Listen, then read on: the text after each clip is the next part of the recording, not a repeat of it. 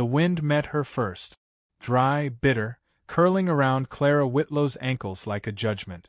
Dust whispered up from the train platform in small twisters, smudging the hem of her traveling skirt.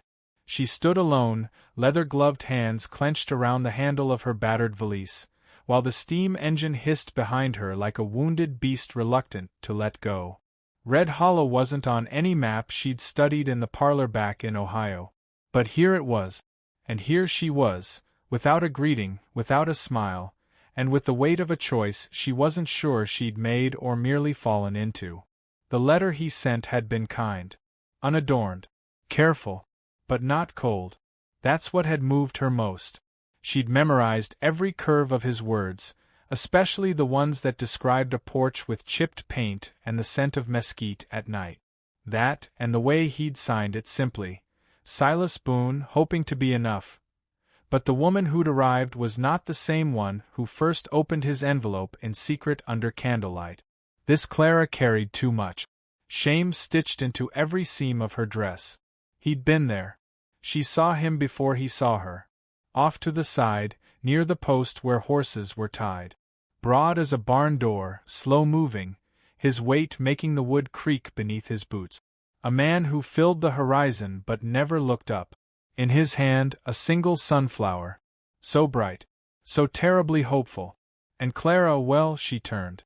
She pretended to look for a missing parcel.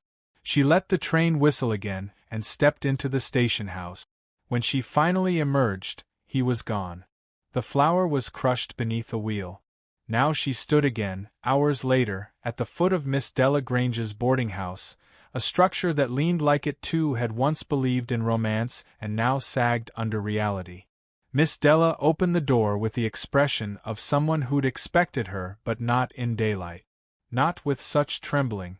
"You're the one who didn't get off the train," Della said, folding her arms under a checkered apron. Clara nodded. Her voice lodged somewhere behind her teeth. "He waited 4 hours," Della added, stepping aside just enough for Clara to enter. "Didn't sit, just stood there like a carved thing.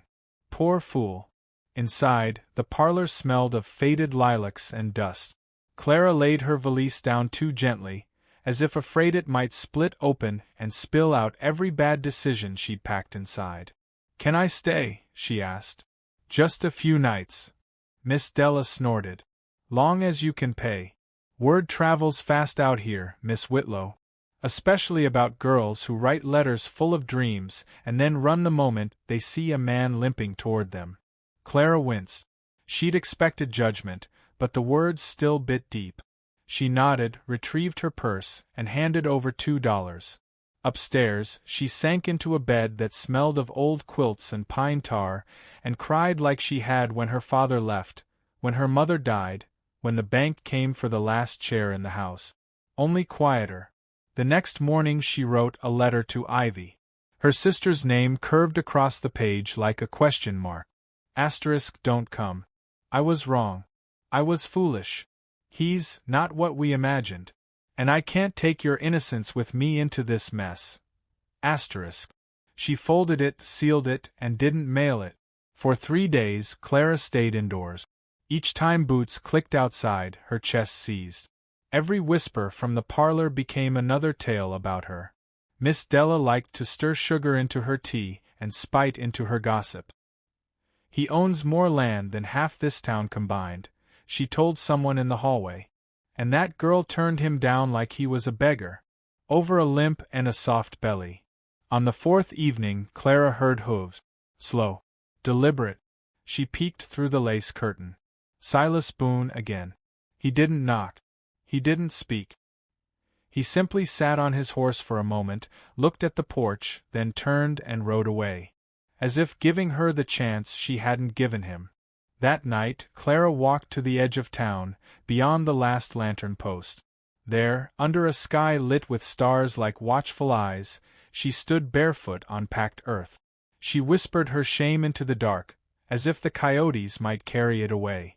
"I didn't even give him a chance," she murmured. "I saw him and ran like a coward."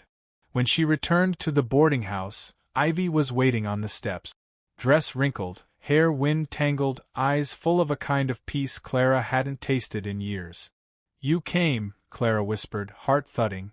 "I couldn't let you bear this alone," Ivy said softly. "Even if you asked me not to." They held each other for a long time.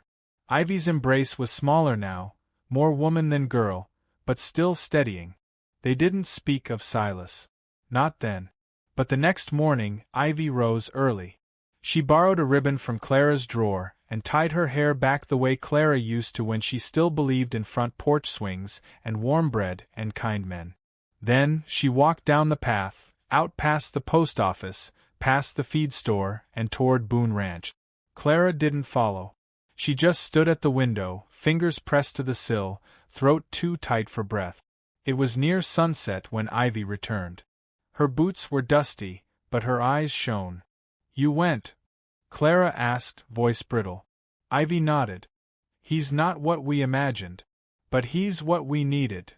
She paused. "I told him my name was Clara." The silence after that was so vast it seemed to split the world open. Clara could hear her own pulse echoing.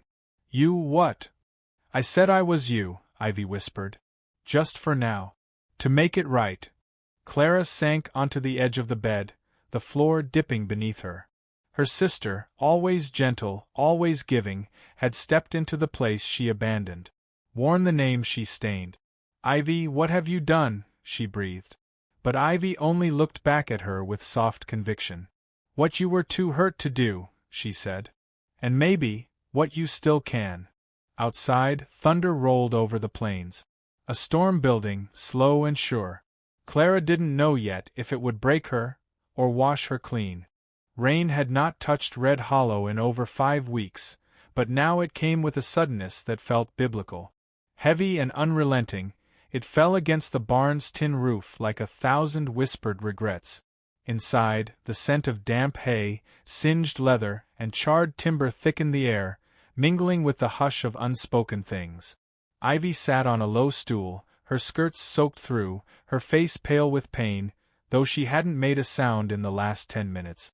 Her ankle, swollen and red, jutted out beneath her petticoat. Clara knelt beside her, pressing a cool cloth against the injury, but her hands trembled more than her sister's did. Silas stood by the door, outlined against the gray outside. He had carried Ivy in from the southern ridge, arms shaking not from effort, but from something weightier. Something unraveling. His eyes hadn't left the horizon since Ivy cried out her sister's name, Clara as she'd slipped beneath a falling timber. Now, he turned slowly, the rain soaking through his shirt, clinging to every seam. The soft thunder outside only deepened the silence within. "You lied," he said.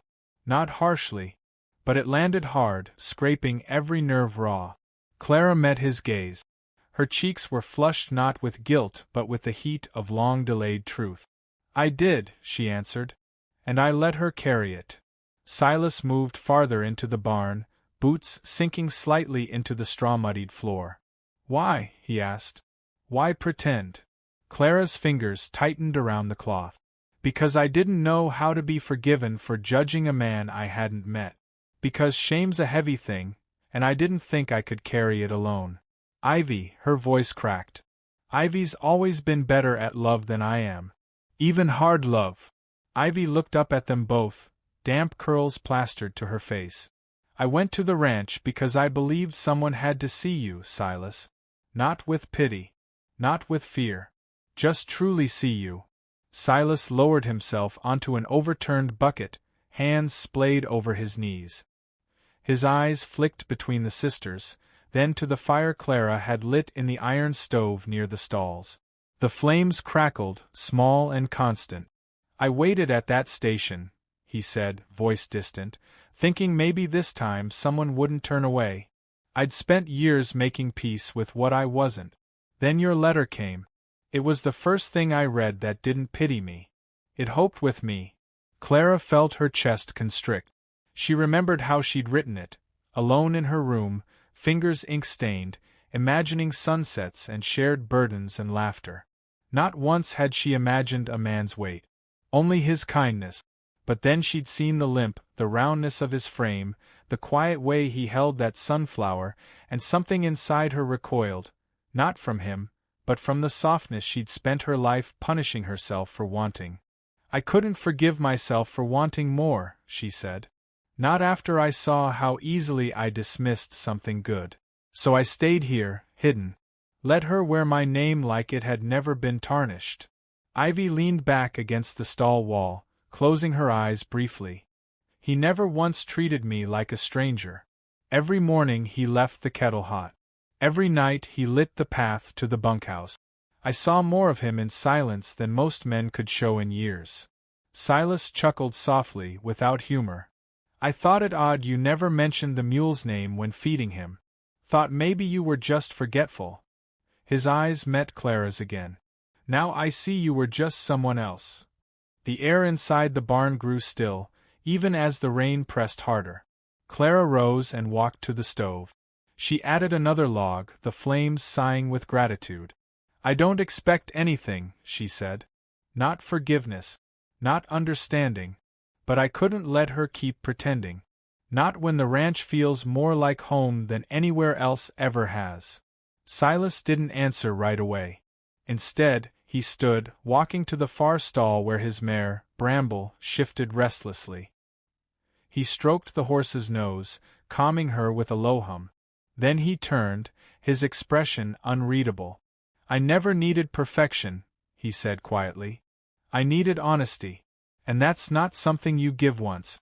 It's something you keep choosing." Clara took a step forward, rain tapping against the barn roof like clock hands ticking louder. "Then let me choose it now." The words hovered between them like dust caught in lantern light. Ivy stirred beside the stove. "I'll go stay with Della," she said, forcing a smile. "Give you both space. My ankle healed just fine." She looked from Clara to Silas, then back. "But you, both of you, need to stop running." They didn't stop her when she limped out into the storm. The door shut behind her with a soft, aching click. Later that evening, Clara helped Silas hang a new rope in the tack room, her hands brushing his without apology. They moved through the space like old rhythms learning to dance again. They didn't speak of the fire, or the lie, or the bruises that lived deeper than skin. They just worked. Together. In the days that followed, Clara did not ask to stay. She simply did. She swept ash from the hearth, stitched saddle blankets, learned to read the clouds as he did. Slowly, she reclaimed her name, not by declaration, but by action. By returning warmth to the porch she once feared. By planting morning glories where the grass had burned. She found Silas one morning carving something beneath the shade of the windmill. A small wooden box, rough-edged but careful. Inside, a dried sunflower, pressed flat and golden, like it had waited, like it still remembered. "You kept it," she whispered, fingers trembling as she held it.